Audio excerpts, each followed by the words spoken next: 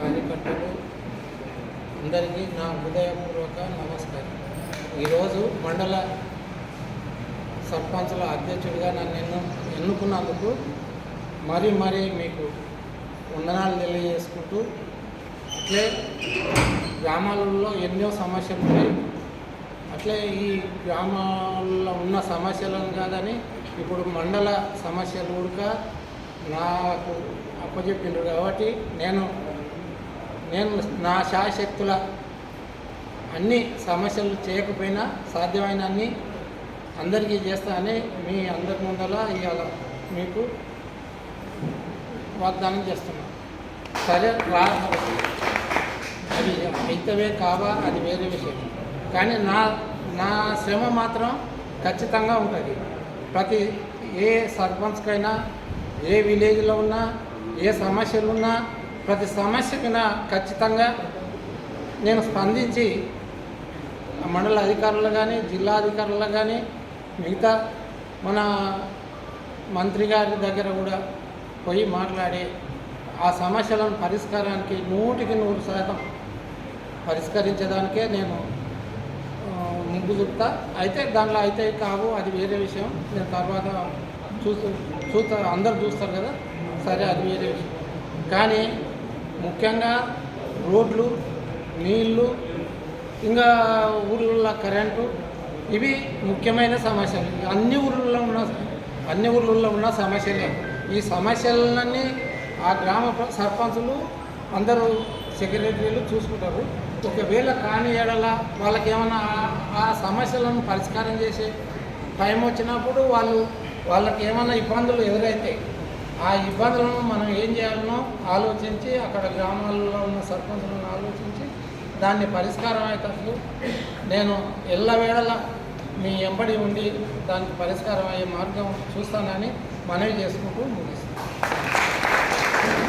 అట్లాగే vice president పుల్కర్చల్ల sarpanch Balaraju గారిని మాట్లాడవలసిందిగా కోరుతాము.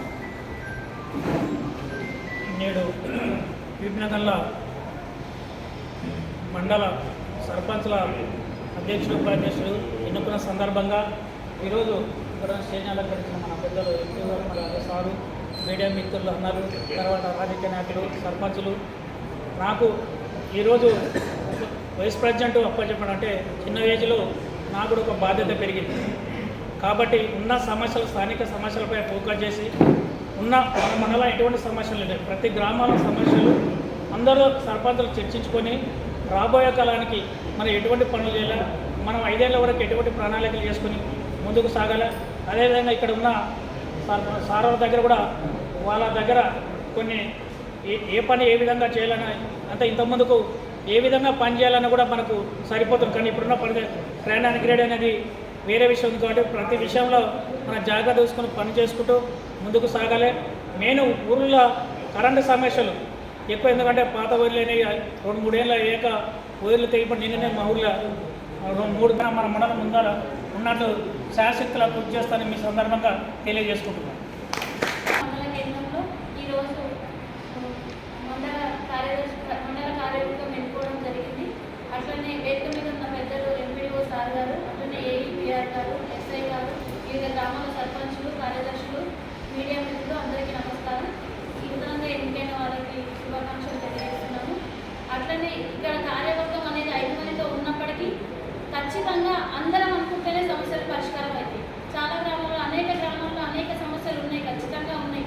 అవి ఏ విధంగానైనా కావచ్చు. కాబట్టి ఆ సమస్యలన్నింటినీ పరిష్కరించుకోవాలంటే 5 మంది రిప్రజెంటేటివ్గా ఉన్నప్పటికీ అందరు సర్పంచ్లు ఐక్యంగా ఉండి సాధించుకోవాలి, మన సమస్యలకి పరిష్కారాలు తెచ్చుకోవాలని తెలియజేస్తూ, అట్లనే ఈ మండలంలో కొన్ని గ్రామాలు, బస్సు రాని గ్రామాలు ఉన్నాయి. ఇటువంటి సమస్యలు చాలా ఉన్నాయి. కాబట్టి ఈ సమస్యల గురించి కూడా మనందరం ఐక్యంగా పోరాటం చేసి భవిష్యత్తులో అందరం ఒక తాటిపై ఉండాలని నా ఉద్దేశం. Thank you.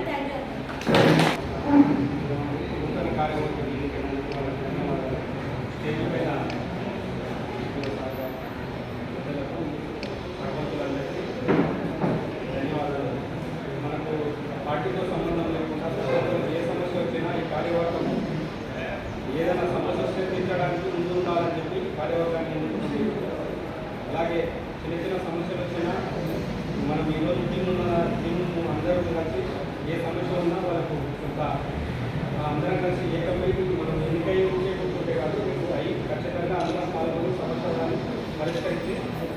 ముందుండాలని చెప్పి కార్యదర్శిగా ఎన్నికైనటువంటి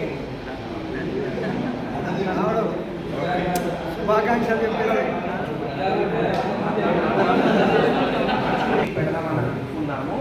కానీ నెక్స్ట్ వీక్లో మండే టు వెన్స్డే మధ్యలో మీకు ముందస్తుగా సమాచారం ఇచ్చి ఎస్పెషల్లీ మన మండల సర్పంచ్లందరికీ కూడా నెక్స్ట్ వీక్ తప్పనిసరిగా మన మండల పరిషత్ కార్యాలయం తరఫున ఒక మీటింగ్ అనేది పెట్టడం జరుగుతుంది. మీకు ఉన్నటువంటి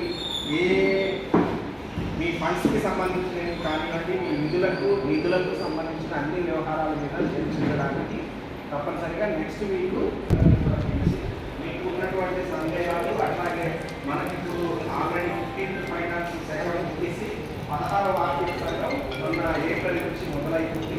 దీనికి సంబంధించిన నిధుల విడుదల, ఎన్ని నిధులు వస్తాయి, వేటికి ఖర్చు పెట్టాలి, ఏం చేయాలి అనే దాని మీద ఒకరోజు ఓరియంటేషన్ కార్యక్రమము ఉండడం జరుగుతుంది.